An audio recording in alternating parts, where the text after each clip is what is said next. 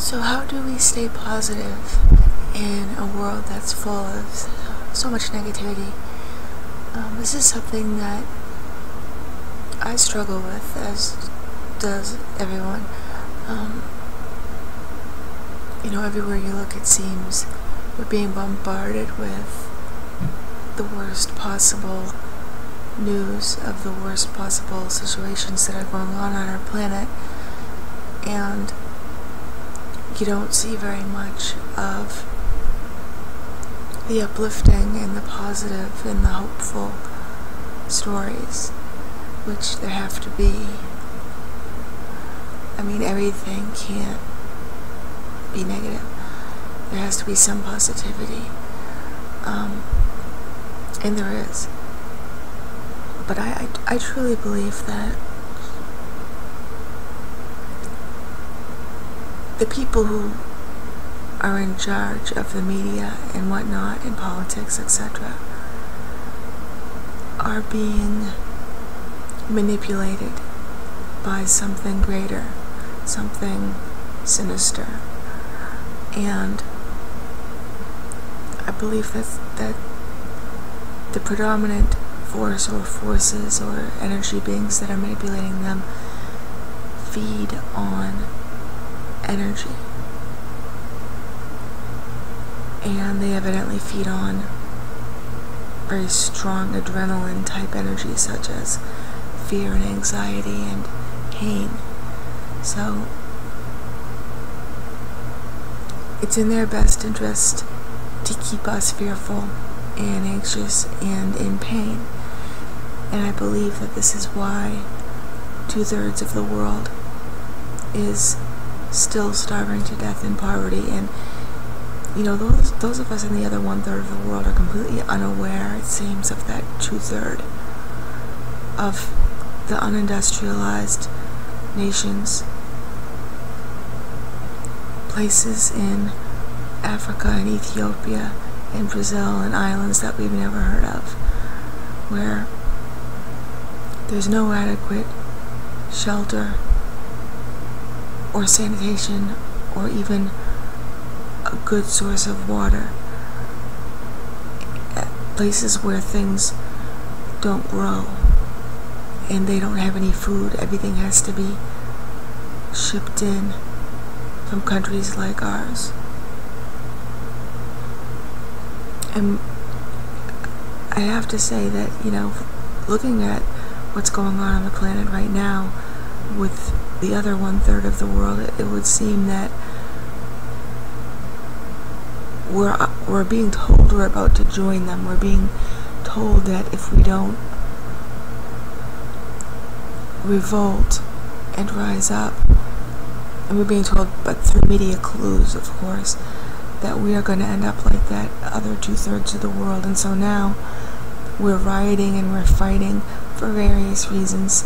Most of the reasons aren't even the true reasons that we should be fighting, but we're fighting and revolting and protesting nonetheless. And it's all just a bunch of negativity and anger and fear and hate being televised through the mass media outlets to us, even through the alternative media outlets to us. We're just seeing negative upon negative upon negative. I mean, I have to really struggle each day. I don't watch TV, and I have to struggle when I go online because I want to find out what's going on in the world. But what I ultimately end up finding out is that the world is a shithole. I mean, that's what I find out through the media, even the alternative media. And then I become part of that shithole when I start to become worried and anxious and afraid. And that's not to say that we shouldn't be warning each other of what is real and going on around us in the world, because we should. We shouldn't just close our eyes to it and pretend it doesn't exist. But when we get our emotions involved in it, and it's impossible not to, I I have an absolute inability to shut off my empathetic response. And so whatever people are feeling around me, I feel it. Sometimes stronger than they do. And it's, to me, been a real detriment in my life because I am constantly feeling the emotions of other people too strongly. And I'm feeling, if there's a predominance of negativity going on in the world around me and in my life personally, I will feel that and end up going to bed at night feeling as though all I can do is go to sleep to shut it off, because I just spent the entire day feeling a predominance of negative emotions that don't even seem to be my own. So the question is, what do we do about that? How do we care about others and care about what's going on in the world around us without letting it emotionally take over our lives and ultimately touch our subconscious and cause perhaps more negativity to be drawn into our lives and our consciousness?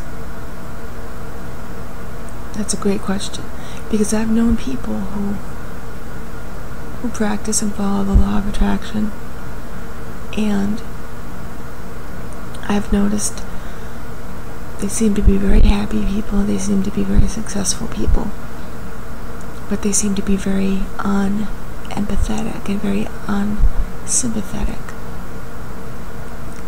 to the world around them and even the people around them who are going through trouble. And I don't know if that's a good thing or not. I would look at that and think it's a very bad thing.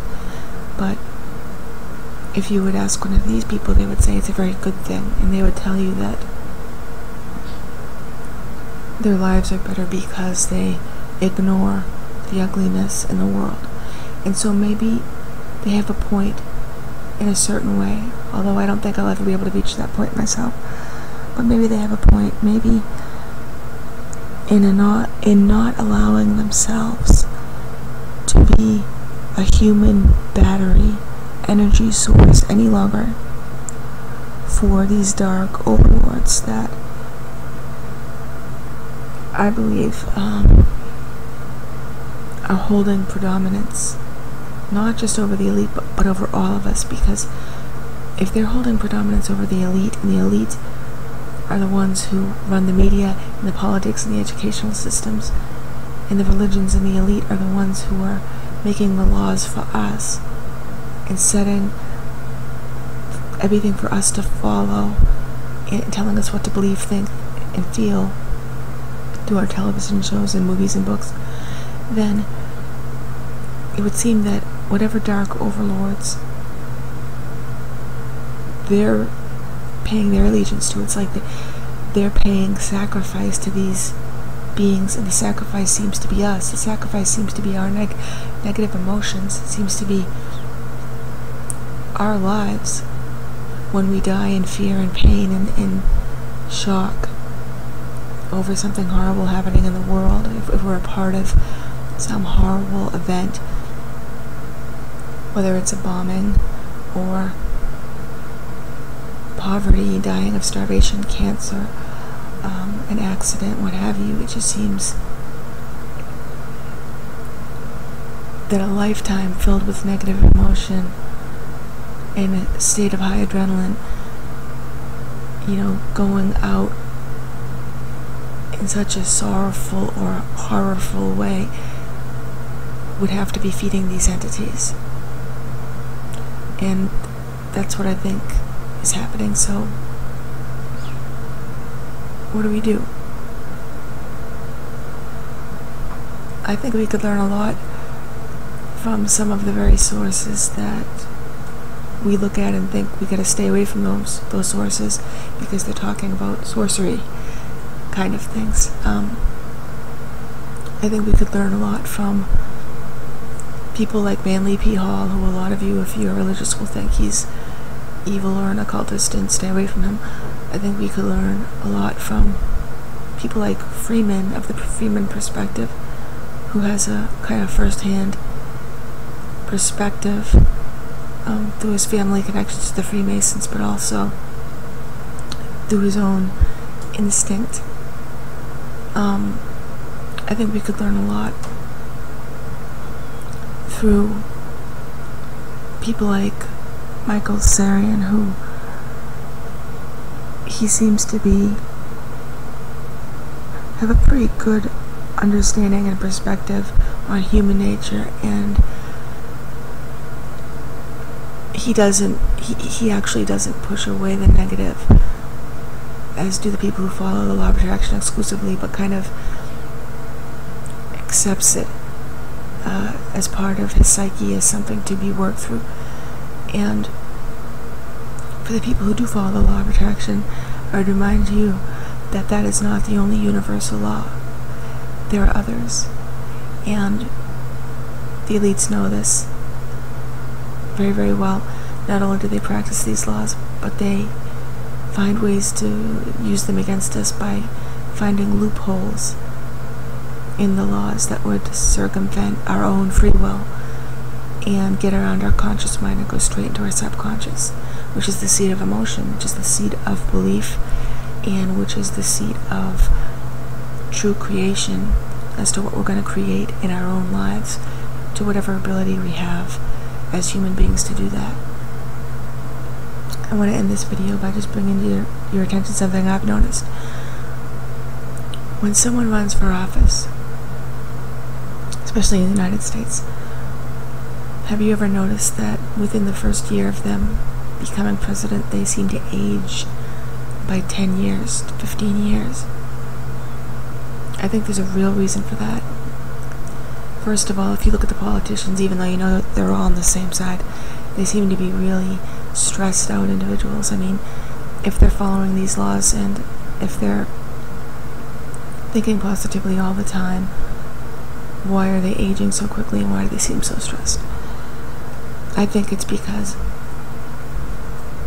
they have been giving themselves for so long as human batteries to these dark overlords that they're being drained of their vital essence. And also I think that when you are groomed for presidency, and a lot of times you're groomed from a very young age, you're taught certain things, but there are certain things that are left unsaid. And then once you get in office, they tell you. And whatever it is they tell you is so shocking and so disturbing and so almost unacceptable that you age overnight. And that's what I think happened to, all our presidents that I can remember since I was a kid, seeing that after their first year in office. They just seem to be drained of their life force. There could be other reasons for that as well. But I kind of think it has something to do with learning a real shocking truth, or whatever it is they're told that the truth is, depending on whether or not they're being told the truth about what that truth is. But I guess I'll just leave it off at that. Something to think about. How do we stay positive in the midst of all this? And if you're an empath, how do you shut off some of that energy that's coming from people around you so that you don't end up taking it on and kind of being the sin eater to all the people that you know and come across in your life?